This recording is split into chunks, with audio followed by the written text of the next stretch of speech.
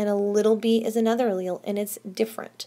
Okay? So our genotype are the two alleles combined, which will dictate our phenotype, and the allele are those individual copies. Okay? So, for instance, if we're looking at white and gray mice up here in this example that you see here, let's say the genotype for white is little b, little b. Okay? Little b, little b, little b, little b, little b, little b. Okay? And let's just make some stuff up. Okay? I don't really care if they're, so we're just going to, some of them will be heterozygous, some of them will be homozygous.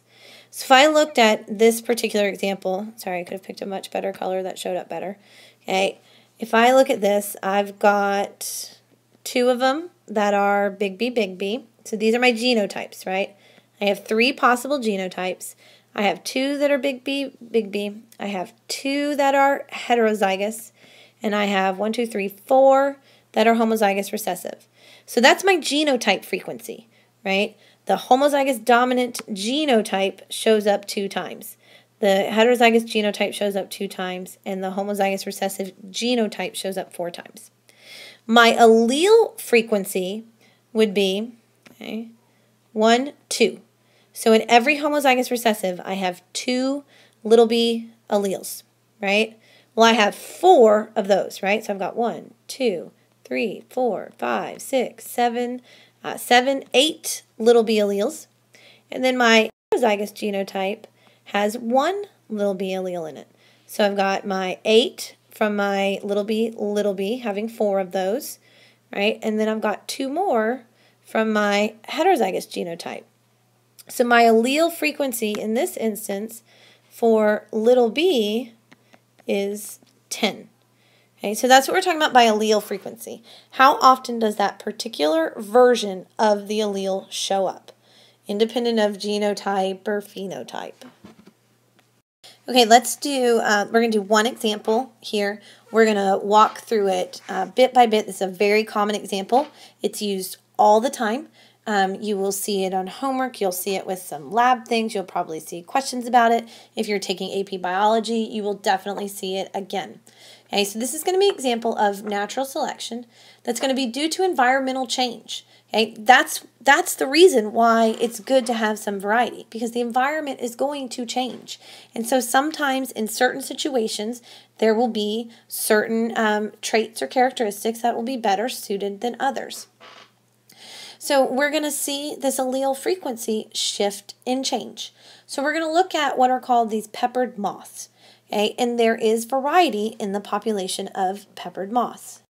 Remember, variation is one of the things that needs to happen for natural selection to occur. So we have variations in these 2 moths. There are some moths that are plain dark colored moths, and there are some that are this peppered appearance. Okay, and so originally, when we were looking for allele frequencies, we were talking about how much the alleles showed up in the population. The allele for white or peppered moths showed up a lot more than the allele for dark gray moths. Because if you look at this picture up here, okay, there are actually 2 moths on that picture. They are on a tree, and there are 2 of them there. Okay, there's the obvious one, the big dark gray one. Okay, and we'll pause for a second, or if you get really, really into it, you can pause the video and you can try to find it. There is a peppered one on there. Okay, and so I'll give you a second so you can figure out where it is, then I'll come back and I'll show it to you in just a second. Okay, but these are on a tree. So these moths were found in England, okay, and they were on trees that grew lichen. Okay, remember lichen is that combination of fungus and algae. And so this lichen has this whitish grayish appearance to it. So it allows the peppered moth, i.e. this guy right here, to blend in with the tree really, really well. Okay, so at this point in time, it was better to be a peppered moth. Okay, so the peppered moth was more common than the gray one. Okay, so you saw a lot more of the peppered moth than you did the gray moth, because the dark gray moth was getting eaten and preyed upon by birds. Okay, so we had variation in the population, these 2 kinds of moths here. We had overproduction, like we always do, so there's plenty of moths around for eating. Okay, and we started to have selection. Okay, selection was occurring. Okay, and so what was happening is the favorable characteristic, like I said, was to be peppered. And so there was selection for that moth.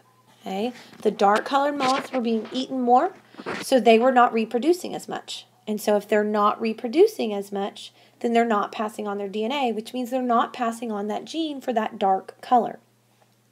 So you're starting to see more and more and more of the peppered moth coloring in the population.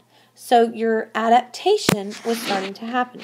Okay, so the birds, the environment of these birds acting as predators drove the selection process. It was beneficial to be a peppered moth as opposed to a dark gray one. And so survival of the fittest, or natural selection, then led to an increase in the peppered colored moth. Well, then the environment changed. Okay, and so that was not actually the best thing to be. So then the Industrial Revolution happened. Okay, and so the Industrial Revolution changed the environment. What the Industrial Revolution did is it put large amounts of pollution into the air. Okay, and that pollution in the air killed the lichen that was on the trees. And so when it killed that lichen that was on those trees, okay, it allowed for the dark moth now to blend in as opposed to the peppered moth. So when the environment changed, okay, now you have the peppered moth, which is very easy to see, okay, and the dark moth, which is now harder to see. So that variation was still in the population. Okay, the lichen got killed on the trees, and so now the trees had their naturally dark appearance to them. And so now it was much easier for the predator to see the peppered moth. So now selection was occurring. It was favorable now to be the dark colored moth. And so as time passed, okay, more and more of the peppered moths were being eaten. So now the dark moth is the one that's able to reproduce. So it is now the one that's passing on its DNA and passing on its genes.